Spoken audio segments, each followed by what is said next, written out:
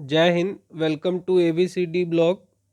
आज हम लोग फ्रेंड्स बात करेंगे वर्ल्ड वॉर वन के बारे में। इसके बारे में आज हम लोग डिस्कस करेंगे, इसकी पूरी स्टोरी जानेंगे फ्रेंड्स इस वीडियो में हम लोग कि आखिर वर्ल्ड वॉर वन स्टार्ट कब हुआ, किन परिस्थितियों में स्टार्ट हुआ, ऐसी क्या वजह थी वर्ल्ड वॉर वन स्टार्ट होने के लिए, और इस वर्ल्ड वॉर का क्या रिजल्ट रहा, कौन जीता, क्या कौन हारा, और इसके क्या क्या परिणाम हुए। ठीक है फ्रेंड्स। तो सबसे पहले यहाँ पे मैं डेट वाइज हर एक चीज़ों को मेंशन करता जाऊँगा, नोट आप लोग लिखते रहना या फिर समझ लेना। देखिए फ्रेंड्स, सबसे पहले ये वर्ल्ड वॉर वन स्टार्ट हुआ था फ्रेंड्स 28 जुलाई 1914 को, और ये ख़त्म हुआ था 11 नवंबर 1918 को। ठीक है। इस वर्ल्ड वॉर वन में ये जो हुआ था वर्ल्ड वॉर वन, ये बेसिकली आपको यूरोप और रसिया और US, Turkey, Middle East Middle East Africa plus some parts of Asia, ये वो वेन्यू है, ये वो जगह है जहाँ पे ये वर्ल्ड वॉर वन हुआ। मतलब इन सब जगहों पे ये लड़ाइयाँ लड़ी गई थी। इस वर्ल्ड वॉर वन में ऐसा कहा जाता है कि at least 9 million means approximately 90 lakh combat जो था वो डाइड हुए थे। 90 lakh people died in combat. ठीक है, 90 लाख ये वो लोग थे जो मिलिट्री के थे, मिलिट्री के मतलब कॉमन मैन की नहीं बात कर रहा हूँ। और लगभग 5 मिलियन मीन्स टू से अप्रोक्सीमेटली 50 लाख ये कॉमन लोग, common people died, common people. क्योंकि जब लड़ाई होती है तो आम लोग भी मरते हैं, कॉमन पीपल सिर्फ इस वजह से नहीं कि वो जो लड़ाई हुई, but due to various other reasons like hunger, भूखमरी की वजह से, बीमारी, डिजीज एंड बॉम्बार्डमेंट। बॉम्बार्डमेंट अगर कहीं पे लड़ाई हो रही है, बम वगैरह गिर रहा है, तो उस वजह से भी। इस वर्ल्ड वॉर वन का रिजल्ट क्या हुआ था वो तो सबसे लास्ट में देखेंगे हम लोग, रिजल्ट क्या हुआ था। बट बेसिकली मैं आपको बता देता हूँ कि इस वर्ल्ड वॉर वन में एलाइड पावर्स की विक्ट्री हुई थी, एलाइड पावर्स विक्ट्री। अब ये एलाइड पावर्स में कौन कौन सी कंट्री थी वो हम देखेंगे। वर्ल्ड वॉर वन में एलाइड पावर्स की विक्ट्री हुई थी एंड सेंट्रल पावर लॉस्ट। अब एलाइड पावर में कौन कौन सी कंट्री थी और सेंट्रल पावर में कौन कौन सी कंट्री थी वो आप एक बार देख लो। एलाइड पावर्स और इधर है आपका central powers.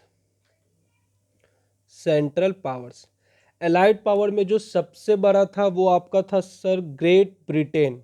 Great Britain, France, UK, Australia, Canada, और आप बोल सकते हो इंडिया भी। क्यों? क्योंकि इंडिया उस टाइम एक्चुअली जो है सो वो ब्रिटेन का कॉलोनी था। तो आप बोल सकते हो कि क्योंकि इंडिया ने भी पार्टिसिपेट किया था वर्ल्ड वॉर वन में इन सपोर्ट ऑफ ग्रेट ब्रिटेन, तो आप कह सकते हो कि India was also a part of allied power. ठीक है। स्पेन, यूएसए, यूएसए की एक्चुअली लेट एंट्री हुई थी वर्ल्ड वॉर वन में। वो 1917 में ये लेट एंट्री हुई थी। वर्ल्ड वॉर तो 1914 में स्टार्ट हुआ था, बट यूएसए जो है वो लेट आया था। क्यों लेट आया था, इसके पीछे क्या वजह थी? ये एक्चुअली स्टार्टिंग में था नहीं अमेरिका वर्ल्ड वॉर वन में, बट इसकी लेट एंट्री हुई थी। क्यों लेट एंट्री हुई थी और क्यों ये आया था वो हम देखेंगे। रसिया, ये सब क्या थे फ्रेंड्स? एलाइड पावर्स में थे। सेंट्रल पावर में कौन कौन था? तो जो सबसे बड़ा था सेंट्रल पावर में वो था जर्मनी फ्रेंड्स, जर्मनी। फिर Austro Hungarian empire, Austro Hungarian empire, Austro Hungarian empire, Germany. फिर आपका फ्रेंड्स टर्की, जिसको ये करंट में टर्की है, जिसको आप करंटली टर्की के नाम से जानते हो, वो उस टाइम एक्चुअली ऑटोमन एम्पायर के नाम से था, ऑटोमन एम्पायर। फिर आपका हो गया बुल्गारिया।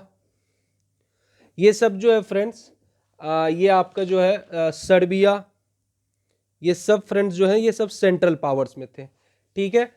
अब इसके पीछे जो रीज़न है कि आखिर किस वजह से ये लड़ाई हुई थी वो अब हम लोग देखते हैं। एक्चुअली जो सबसे पहले हम लोग जानना चाहेंगे तो वो वर्ल्ड वॉर वन के हिस्ट्री के पीछे कि ऐसी क्या परिस्थिति बन रही थी दुनिया में, ऐसी क्या वजह थी जिस वजह से ये वर्ल्ड वॉर हुआ 19th सेंचुरी में। Actually at the end of 19th century, at the end of 19th century, at the end of 19th century, मतलब जब 19th सेंचुरी खत्म होने होने को था, जो भी वेस्टर्न कंट्रीज थी, वेस्टर्न नेशंस थे, वो सिविलाइजेशन की तरफ जा रहे थे, ठीक है। न्यू इन्वेंशंस हो रहे थे, नए मिलिट्री टेक्नोलॉजी डेवलप हो रही थी, नए नए टैंक, नए नए एयरक्राफ्ट, इन सब चीज़ों का इन्वेंशन हो रहा था, ठीक है। और बहुत सारी जो है सो ट्रीटी साइन हो रही थी, अलायंस बन रहे थे, बहुत सारे ग्रुप्स का फॉर्मेशन हो रहा था। आपस में 2 कंट्री मिलकर अपना एक ग्रुप बना रहे हैं, या 3 कंट्री मिलकर बना रहे हैं, या 4 कंट्री मिलकर, इस टाइप के बहुत सारे ट्रीटी हो रही थी, जिसकी वजह से बहुत सारे अलायंस बन रहे थे, बहुत सारे ग्रुप्स का फॉर्मेशन हो रहा था, ठीक है फ्रेंड्स। ये थोड़ी सी बैक ऑफ द डोर जो है so back of the mind आपकी ये चीज़ें क्लियर होनी चाहिए कि at the end of 19th century पूरी दुनिया में चल क्या रहा था, ठीक है फ्रेंड्स। अब जो मेजर रीजन्स हैं वर्ल्ड वॉर 1 के पीछे, मेजर रीजन्स कि ऐसी क्या वजह थी जिसकी वजह से वर्ल्ड वॉर 1 हुआ था। जो सबसे पहला रीजन था वो था फ्रेंड्स मिलिट्रेनाइजेशन। मिलिट्राइजेशन, इसमें क्या था कि हर एक कंट्री अपनी मिलिट्री को स्ट्रॉन्ग करना चाहती थी, और मिलिट्री को स्ट्रॉन्ग करने के लिए वो नए नए टेक्नोलॉजी, नए नए इन्वेंशंस, नए नए एयरक्राफ्ट, इन सब चीज़ों को अपनी मिलिट्री में शामिल करना रही थी, ठीक है। ये पहला रीजन था। दूसरा रीजन था अलायंस सिस्टम। अलायंस सिस्टम क्या मतलब, अब बहुत सारे अलायंस बन रहे थे, बहुत सारे ग्रुप बन रहे थे, बहुत सारे कंट्री के बीच आपस में दोस्ती हो रही थी, तो एक अलायंस, एक ग्रुप टाइप का बना था कि ये एक ग्रुप बन गया, इनका ये ग्रुप बन गया, इनका ये ग्रुप बन गया, इनका ये ग्रुप बन गया, तो ये अलायंस सिस्टम हो रहा था। और तीसरा जो सबसे बड़ा जो मेजर रीजन था, इसके ऊपर मैं ट्रिपल स्टार लगाऊंगा, वो फ्रेंड्स था इंपेरियलिज्म। इंपेरियलिज्म का मतलब होता है फ्रेंड्स, हर कंट्री क्या चाहती थी, अपनी कॉलोनीज को एक्सटेंड करना चाहती थी। कॉलोनीज को एक्सटेंड करना चाहती थी मतलब अपना जो जमीन है, जो दायरा है, जो बाउंड्री है, उसको धीरे धीरे क्या करना चाहती थी, बढ़ाना चाहती थी। सपोज अगर बाउंड्री यहाँ तक है तो वो चाहते थे कि नहीं नहीं ये भी ले लो, ये भी लैंड ले लो, ये भी लैंड ले लो अपने अंदर में। तो हर एक कंट्री है ये इस चक्कर में थी कि अपना अपना जो है सो बाउंड्री को एक्सटेंड करो, ठीक है। और जो चौथा रीजन था वो था interest of Africa. Interest of Africa, Africa friends जो है, अफ्रीका जो महाद्वीप है, इसमें जो भी कंट्रीज थे उस टाइम पे, अर्जेंटीना हो गया, ये सब, तो ये सब बहुत ही अंडर डेवलप्ड कंट्रीज सब थी। तो अंडर डेवलप्ड कंट्रीज होने से क्या होता है कि वहाँ पे बहुत ही लो कॉस्ट पे लेबर मिल जाता है, लो कॉस्ट पे लेबर मिल जाता है, मतलब काम करने के लिए लोग बहुत ही सस्ते दाम पे मिल जाते हैं। तो जो भी यूरोप की कंट्रीज डेवलप्ड हो रही थी, तो वो सब अफ्रीका से अपना अपना लो कॉस्ट पे लेबर लाने के लिए थी कि नहीं नहीं मैं ले जाऊंगा, मैं ले जाऊंगा। तो इस तरह की होड़ लगी हुई थी हर एक यूरोपियन कंट्री में। They all where interested in Africa. And fifth एक और रीजन था, वो था नेशनलिज्म। अब नेशनलिज्म का क्या था कि उसी टाइम पे बहुत सारी कंट्री यूरोप में, there was a wave, wave in Europe, there was a wave in Europe. Europe में एक तरीके की क्रांति चल रही थी कि हर एक कंट्री जो है सो इंडिपेंडेंट होना चाहती थी। जैसे कि आपका हो गया फ्रेंड्स बुल्गारिया, रोमानिया, अल्बेनिया, ये सारी कंट्रीज जो थी ये सब धीरे धीरे इंडिपेंडेंट होना चाहती थी, अपनी मतलब आज़ादी की, फ्रीडम की लड़ाई लड़ रही थी, फ्रीडम का स्ट्रगल लग रही थी। तो ये सब मेजर रीजंस थे, आपके माइंड में ये सारी चीज़ें क्लियर होनी चाहिए।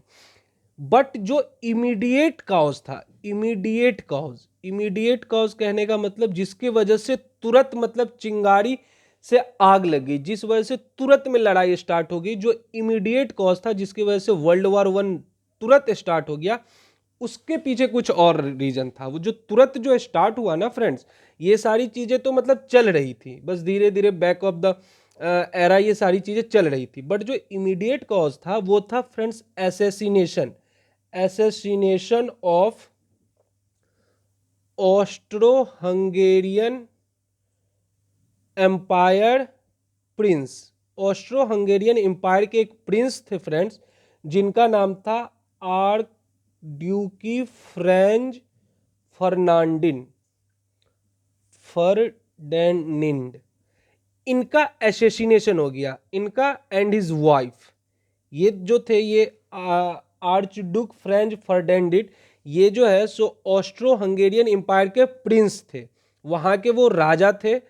और उनकी वाइफ, इन दोनों का एसेसिनेशन हो गया। एसेसिनेशन बोलते हैं फ्रेंड्स पॉलिटिकल मर्डर को। पॉलिटिकल अगर किसी चीज़ का, किसी भी इंसान का मर्डर किया जाए तो उसको बोलते हैं एसेसिनेशन। तो इनका एसेसिनेशन हो गया। एक्चुअली ये क्या हुआ था कि ये उस टाइम का जो ऑस्ट्रो हंगेरियन एम्पायर था, उस टाइम का जो ऑस्ट्रिया था, वहाँ से वो हंगरी से गए थे सर्बिया। सर्बिया एक कंट्री था यूरोप में ही, तो वहाँ से ये गए थे यहाँ घूमने के लिए ड्यूरिंग इन जर्नी। वो वहाँ पे यात्रा करने गए थे घूमने के लिए, और सर्बिया में इनका एसेसिनेशन हो गया, इनको मार दिया गया। और इनको जो मारने वाला शख्स था वो था फ्रेंड्स गैव्रियो प्रिंसेप। गैव्रियो प्रिंसेप, ये उनको मारने वाला शख्स था। किनको?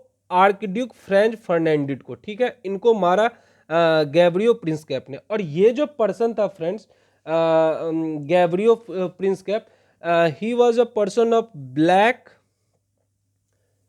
Hand group. ये एक ग्रुप था जो कि एक्चुअली काम करता था सर्बिया में, और इस ग्रुप का ये मेंबर था ये गैब्रियो प्रिंस कैप।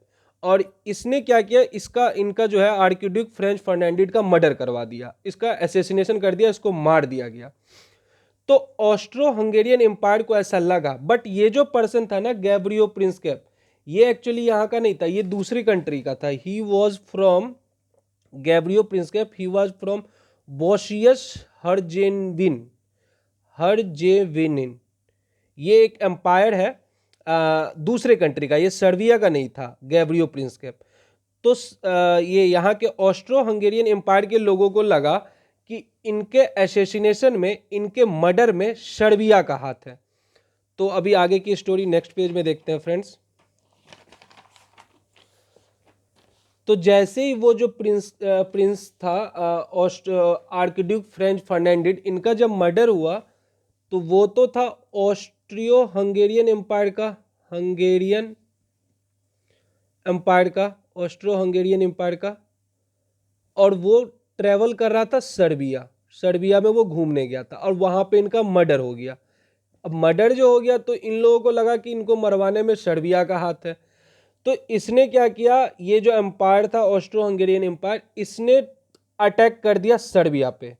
तुरंत में इसने अटैक कर दिया, और जब इसने अटैक किया तो इसके फुल सपोर्ट में आ गया जर्मनी। जर्मनी बोला हाँ हाँ बिल्कुल अटैक करो, कोई दिक्कत नहीं है, मार दो, खत्म कर दो इस कंट्री को। जर्मनी इसके सपोर्ट में आ गया। अब जर्मनी सपोर्ट में आ गया ऑस्ट्रो हंगेरियन एम्पायर के, तो इधर से रसिया ने जो है फ्रेंड्स, रसिया ने सर्बिया को सपोर्ट कर दिया। रसिया ने सर्बिया को सपोर्ट कर दिया। क्यों? क्योंकि मैंने आपको पहले भी बताया फ्रेंड्स, क्योंकि उस टाइम पे end of the 19th century बहुत सारे अलायंसेस बने थे, बहुत सारे ग्रुप्स बने थे। जैसे मैं फॉर एग्जांपल करंट के सिचुएशन में ही बात करता हूं। सपोज अगर आज के डेट में इंडिया और चाइना का लड़ाई हो जाए और अमेरिका इंडिया के सपोर्ट में आ जाए, इन द केस, तो फिर अमेरिका तो इंडिया के सपोर्ट में आ गया, तो लड़ाई तो हुई थी इंडिया और चाइना के बीच, बट अमेरिका इन्वॉल्व हुआ ना। तो ठीक उसी तरह फ्रेंड्स इन दोनों के बीच लड़ाई हुई, and Germany supported this country and Russia supported this country. तो इसी वजह से दो कंट्री के बीच लड़ाई हो गई और फिर बाकी के देश धीरे धीरे उसमें उतर गए। अब ये लड़ाई यहीं तक नहीं रही। क्यों? क्योंकि उस टाइम जो है सेंट्रल पावर में, मैंने आपको बताया कि सेंट्रल पावर्स में जर्मनी थी, Austro Hungarian empire, Turkey, Bulgaria, sorry Serbia नहीं, बुल्गारिया। तो अभी इन सबों के सपोर्ट में ये सारे कंट्री आने लगे जो भी सेंट्रल पावर थे। और जो एलाइड पावर्स थे, जो कि मैंने आपको यहाँ पे बताया, ये सारे एलाइड पावर्स थे, तो ये इनके सपोर्ट में आने लगे, सर्बिया के सपोर्ट में। तो एक्चुअली फ्रेंड्स क्या हुआ कि जर्मनी उस टाइम बहुत बड़ा पावर था, बिग पावर। जर्मनी उस टाइम बहुत बड़ा पावर था। तो जर्मनी ने जब इसको ऑस्ट्रो हंगेरियन एम्पायर को सपोर्ट किया, तो फिर इधर से ग्रेट ब्रिटेन ने भी इसको सपोर्ट किया, सर्बिया को ग्रेट ब्रिटेन ने भी सपोर्ट किया। ग्रेट ब्रिटेन के साथ साथ फ्रांस ने भी सपोर्ट किया सर्बिया को। तो इस वजह से ये जो है सो लड़ाई पूरी दुनिया में धीरे धीरे फैलता गया। अब जो मेजर रीजन था, वैसे तो ये एक पर्सन का एसेसिनेशन हुआ था, एक पर्सन का किल हुआ था, बट ये सारी इतनी बड़ी बड़ी कंट्री ये सब इसमें क्यों इन्वॉल्वमेंट हो रहे थे? तो जो मेजर रीजन था उसके पीछे वो था, सब अपनी टेरिटरी को एक्सपेंड करना चाहते थे, टेरिटरी कंट्रोल को एक्सपेंड करना चाहते थे। सब चाहते थे कि ज़्यादा से ज़्यादा लैंड, ज़्यादा से ज़्यादा ज़मीन अपने एरिया में ले लो, अपने कैप्चर में ले लो।